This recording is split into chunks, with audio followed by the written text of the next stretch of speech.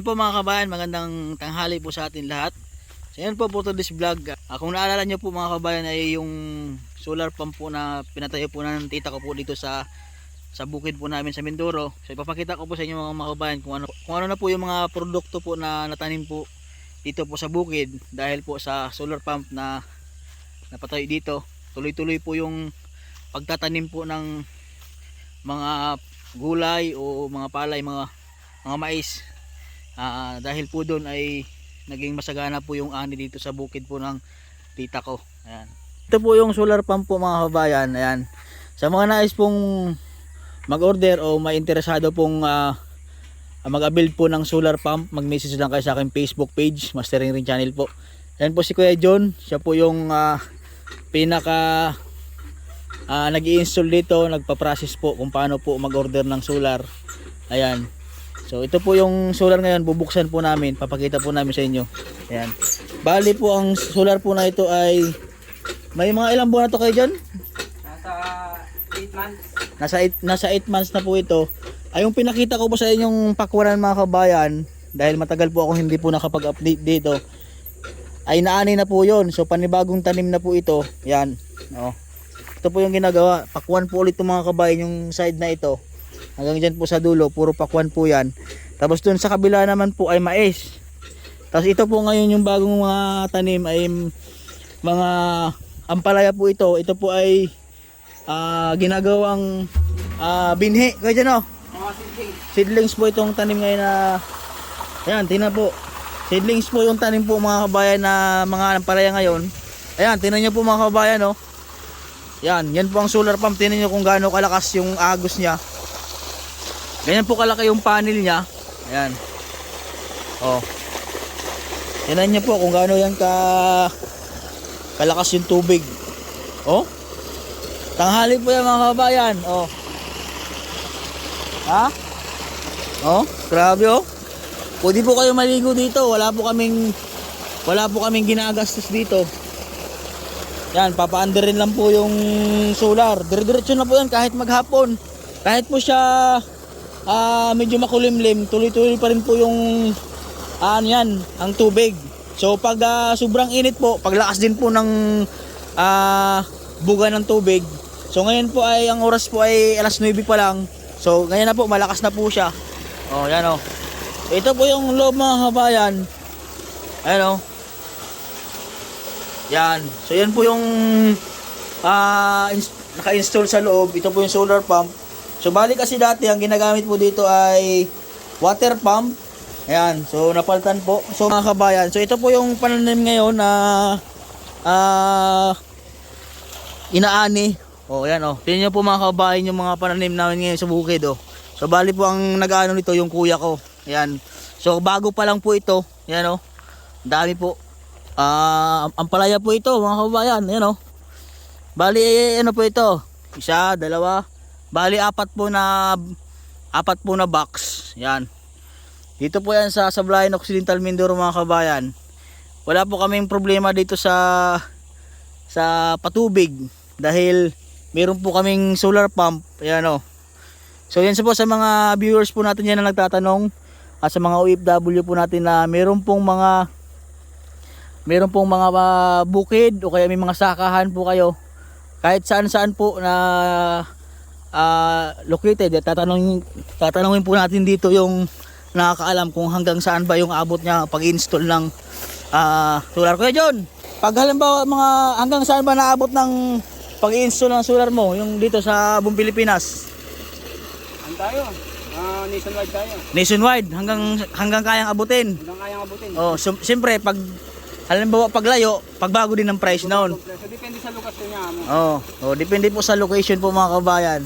Ayun po sa mga OFW po natin na gusto po mag-build, mag-message lang kayo sa aking Facebook page, Mastering Ring Channel po.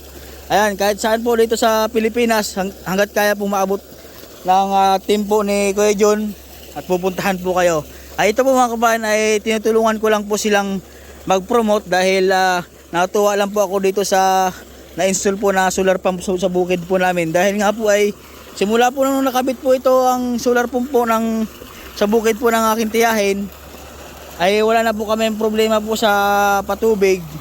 at hindi na po kami gumagastos ng mga krudo. At water pump po ay hindi na po nagagamit, bali nagagamit na lang po namin sa bahay kapag nagbabaran out po dito sa amin. So bali po kasi dito mga kabayan ay sa aming lugar ay lagi nagbabaran out. Ayan. Kaya gumawa po ng paraan po yung aking tita. Ayan, tingnan niyo po mga kabayan, no. Gumawa po siya ng paraan para magkaroon po kami ng solar pump. Nag-research po talaga yung tiyahin ko na kung mayroon bang solar pump, dahil meron naman po tayong mga solar electric, may electric fan, solar light, so halos lahat naman po. So but mayroon na pong solar pump po mga kabayan. Ayan. So only po yan, nakakatuwa po dahil talaga pong more or less po kami sa gastusin. So yung maisan po nga namin dati, yung isang box po ay tumama po siya, bali halos doble po yung aming tinubo doon ng aking kuya. Halos doble po yung tinubo niya doon sa mga mais, na dahil dito kasi mas mahal ang mga krudo ngayon. Kaya maganda po pag mag-avail po kayo, message lang po ako sa Facebook page ko, Mastering Channel po. Ini po kahit saan po area, kaya pong abutin ng yan, tempo ni Kuya John. So tinan po mga kabayan, para ilang minuto lang po naming pinaandar o puno na po yung box. So yan, tubig na po siya. Bali po kasi dito, for example, yung linya na ito ay lalagyan dyan ng yan, yung haharangan mo siya para yung linya na dito siya magtutubig. Ayan, tapos pag napuno naman po doon, kabila naman po. Yan, hindi na rin po kami nagagamit ng hose dahil unli naman po yung tubig. Hindi po katulad dati na kapag nagpapatubig po kami ay nilalagyan po namin ng hose para po makatipid po sa tubig. Kasi pag dadaan pa po ng ganito ay marami pa siyang dadaan ng putik para mabasa mga kababayan. So ngayon po, bahala na po siya dyan hanggat gusto niyang umagaws. Pwede po yan hanggang maghapon mga kababayan. Hanggat may araw, gagana yan. Natin niya po mga kabayan, wala po siyang ingay, hindi po siya maingay. Ma-promote, gusto ko rin po makatulong na makapromote po doon sa produkto po nila. Ayan po mga kabayan. At siyempre po, dito po sa amin sa Mindoro, ayan, sa mga taga dito po, ayan, baka may makapanood po dito sa Mindoro, lalo na po yung mga maraming sakahan, malawak ang sakahan. Ayan, sa mga malaki po ang gasto sa pagpatubig, lalo na po ngayon tag-init na, so mabilis po matuyo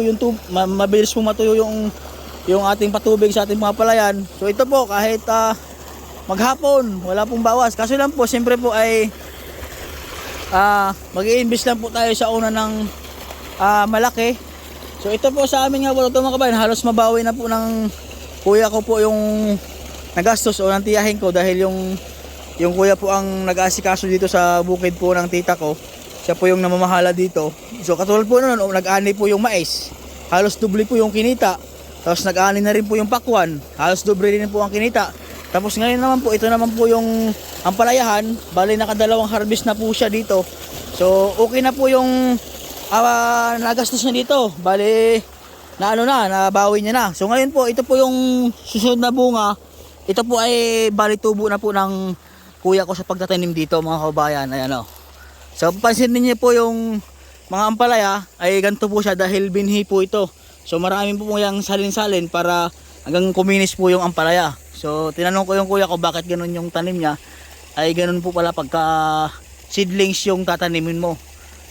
Ganito yung style ng ampalaya mga kabayan. Ito po ay, ang tatanggalin po dito ay buto. Buto po siya. Bali po itong laman po nito, ayan yung laman po niyan, ayun po ay mayroon po kaming ibang pinagagamitan. Ayan, so ang iba ginugulay, pwede rin pong gulayin. Ayan, sa mga dito po sa amin sa Sablayan ay pwede po kayong dumalaw po dito sa aming gulayan. At halimbawa po ay pag nag-aani po dito, tatanggalin nyo lang po yung buto at yun po ang kinukuha ng kuya ko. Tapos yung gulay ay pwede nyo pong iwi sa inyong mga bahay para may libre po kayong mga gulay. Pati rin po yung pakwan namin mga kabayan, yung tanim ng pakwan ng kuya ko. So nung nag-harvest po siya dito, bali po ang kanyang kinuha lang po yung mga buto. Ay yung laman po nun ay unli din po yun hanggat ay gusto pong kumain po. Basta yung buto po ay tatabi lang, iipunin lang po yung buto. Wanto sawa na po kayo dispakwan. Ayan, dito po sa amin sa Sablayan. Yan po, kahit sa San Jose din po, ganun din po dito. Lahat po na ng mga nagtatanim po ng mga seedlings po na yung mga nagtatanim po ng seedlings, ang kinukuha lang po doon po ay mga buto. Oh, basta po ang gagawin po doon lang kayo kakain sa bukid dito sa taniman. Ibukod po ang buto dahil yun po ang binibinta namin mga kabayan. Ito po yung aking gustong i-promote sa inyo. Ayan, para makatipid po kayo sa inyong mga sakahan. Ayan. Para tuloy-tuloy po yung kita nyo at hindi na po kayo gagastos gaano sa bukid mga kabayan. Sa mga nais po mag-order po ng solar pump po ay message lang po kayo sa aking Facebook page dahil ibibigay ko po yung number ni Kuya John para makausap nyo po kung ano po yung presyuhan nyo kapag kung saan pong area. Ayan. Sa mga nagtatanong po sa akin, ayan, ito na po mga kabayan yung update ko ulit sa inyo dahil kakauwi ko lang po sa amin. Matagal po akong hindi nakapag-update ng about po sa solar dito sa bukid po namin. Ayun. So ngayon po, ito na po, nakaain na po sila ng pakwan at mais. Ayan mga kabayan.